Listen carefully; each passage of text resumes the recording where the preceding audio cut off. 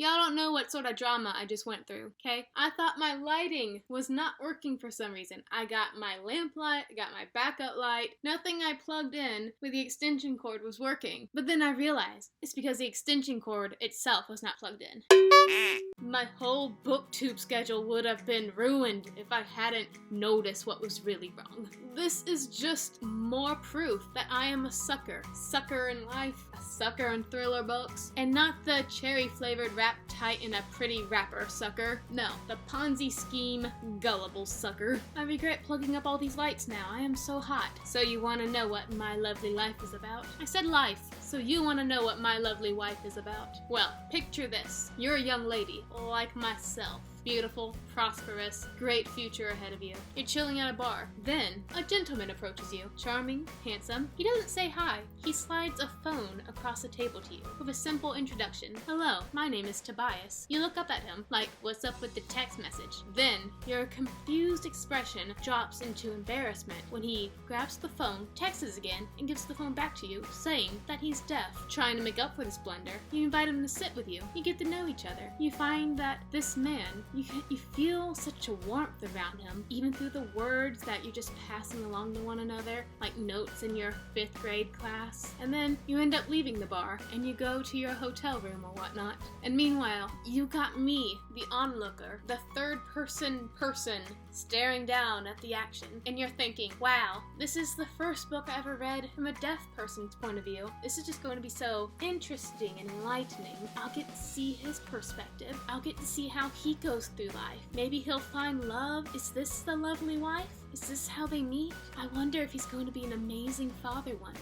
He's definitely warm, and this is sort of personal for me. I've always wanted to learn sign language. I know a bit of sign language. I'm looking forward to spending this time with Tobias because he just seems so genuine, so inviting. Trickshire! It's still a good book, though. Way to trick me on the first chapter, book. Well played. You lost my trust. So who is this man? Who is this player Tobias who seduces women with his deaf charade? He's married. Sorry, ladies, if you wanted to date Tobias. Papyrus.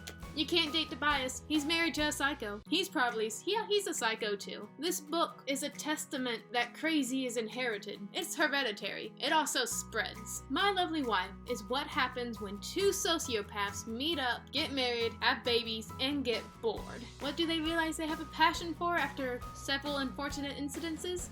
Murder. The perfect murder. Why isn't my computer charging? Be right back. Who unplugged this thing? Probably me. Or the gremlins did it again. Why is there underwear on the floor? So how do they go through these perfect schemes of theirs? The husband, he scouts around for the ideal lady. All of them have to meet a particular type of lady-ness. So-and-so height, so-and-so hair color. And of course, they have to be loners so no one knows if they go missing or cares. The husband tracks them down. The wife carries them away to her torture dungeon, wherever it is, and has her way with them. Torture, burning oil, paper cuts, and then eventually the sweet kiss of death.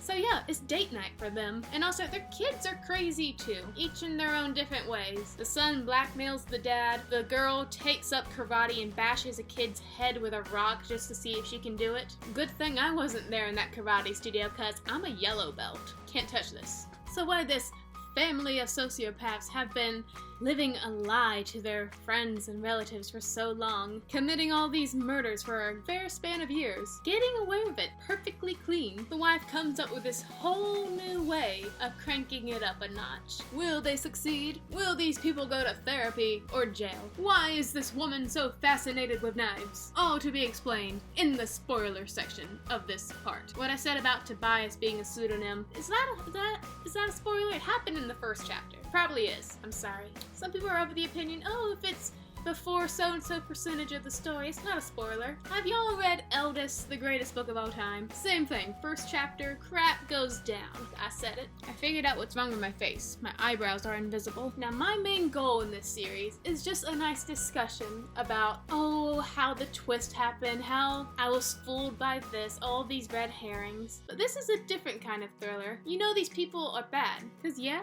murder's murder, not to be encouraged. But why I did like this book. My rating is a 3.5 because we're in the husband's point of view the whole time. And I, for the life of me, cannot remember his name. I don't even think it's even like mentioned. I think they went the Rebecca route by not giving the main character a name. Let me Google it real quick to say I at least tried. Yep, I was right. The main character, the husband, we do not know his name, which I think is a really clever way of like storytelling. Just figure out a way to not ever have your main character's name said. My main complaint, tied second place, shared with first complaint of this book is that how could it be boring? Because the kill count is very high in this book, especially after so-and-so's jealous rampage.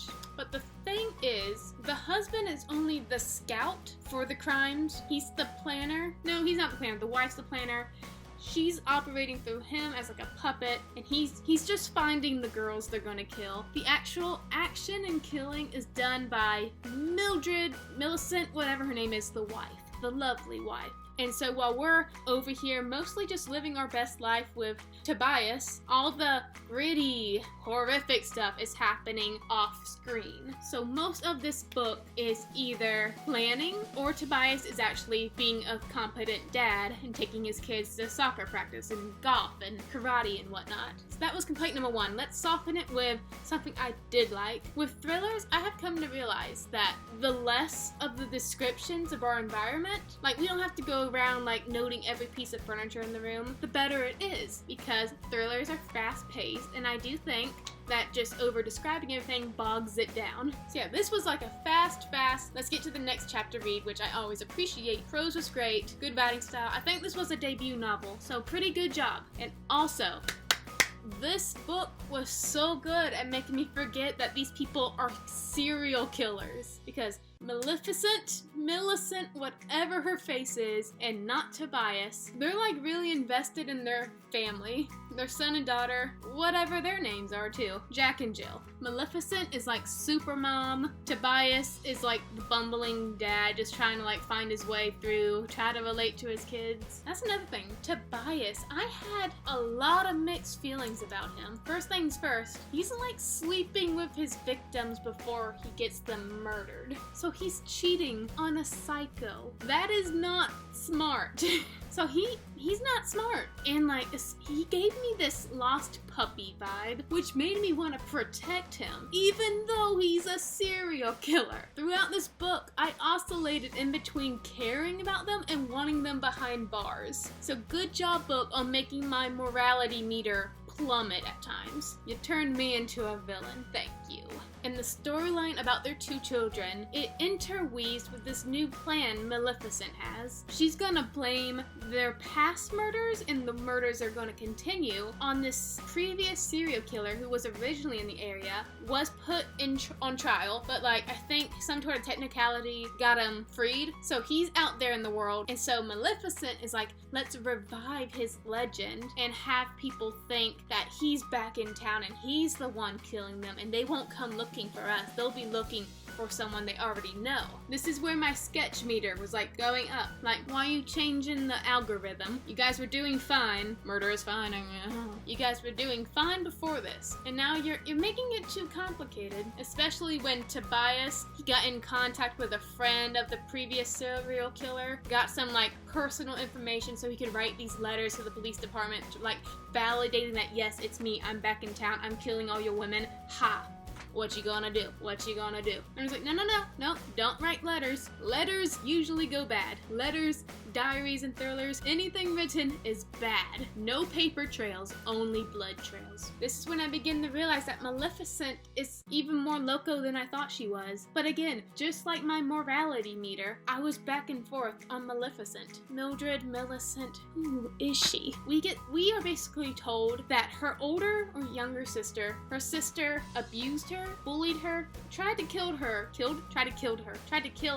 multiple times in their childhood, wrecked their car trying to kill Maleficent. Then she pops up after she's released from her psychiatric ward, coming back to like apologize to Maleficent. Maleficent isn't having any of it. Her sister broke into their house, broke a window, just sat nice and calm in their living room. Right when Tobias came home, Maleficent goes running to him, and she's like screaming like, my sister broke the window, my sister's coming to kill me, Tobias, help me. And the sister's like just sitting on the couch like, what? This is where I'm like, oh, her past, she's the psycho, even more psycho than I know she is. So what does Tobias do? He kills the sister, and that's how this whole trail of corpses starts. Killing a sister, killing someone who tried to blackmail them for killing that sister. Then it just continues, and I guess murder is addictive. Ugh.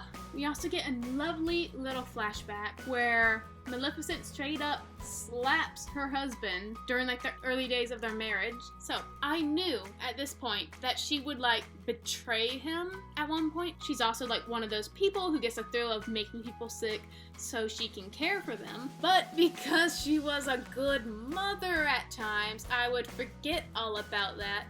And I would think that she really loved her husband as much as her husband really loved her. And so I forgot all about like how crazy she actually is. And when like the betrayal came where she's like, hey, I knew you were sleeping with all these girls I've been killing. So I've killed more girls that you know, and I'm blaming it all on you. I was like, that was mean. This is also where my morality meter it's like this now. It's just done. Because I didn't want Tobias to go to jail, even though he totally had a hand in every murder before this betrayal. So, book, way to make characters I actually liked who deserved the electric chair, really. Also, their kids. Those kids were bonkers. Like, I honestly thought, I think his name is Rory, the oldest boy, I thought he was gonna be the villain, or at least the one who turns his parents into the police. Because when he sees his dad sneaking out at night to scout these women, he thinks that he's cheating on his mom, which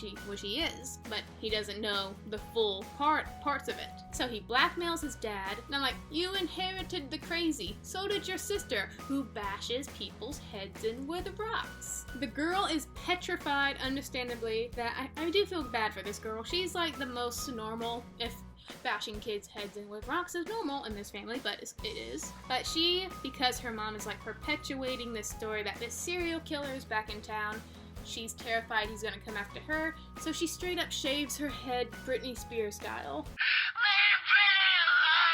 Just so she doesn't look as feminine. Nice characters. I especially like that. I like the way it ended. Actually, I didn't like the epilogue. The epilogue was kind of way too open-ended, but the part right before it, where you know, that was really great. I like who did it, and I like who actually finished it, and I like what he thought, like when he did it. And not getting the last word. Can't talk. Knife in your throat.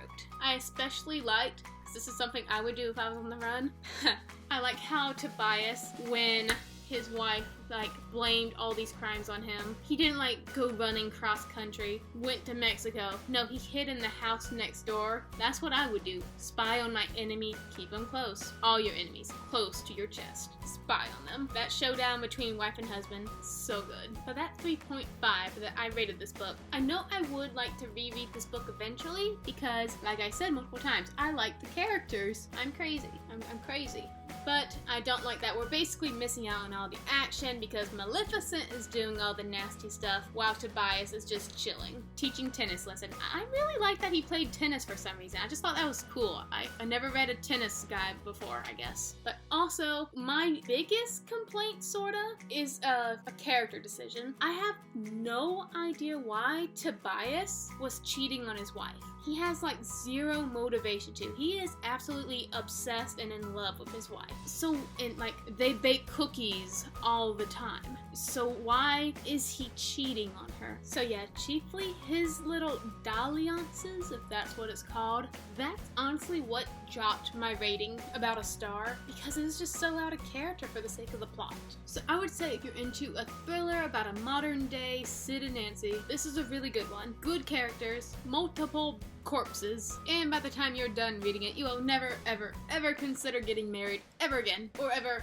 in the future. I am Casey. You are amazing. Your hair shines like the winter sun upon a frozen frozen lake. I love it. Thank you so much for listening. Keep turning pages, because wait for it, I'm reading Turn the Key by Ruth Ware. My thoughts so far. Took 90 pages for the story to get started. This is like the opposite of what I said about thrillers being not so descriptive. I got to know every inch of this house intimately, and I'm tired of hearing about your peacock trim. Okay? Get to the murder. Get to the murder. If I hadn't been homeschooled, that'd probably been my yearbook quote. Get to the murder. Peace out. Go get some mochi, my friends.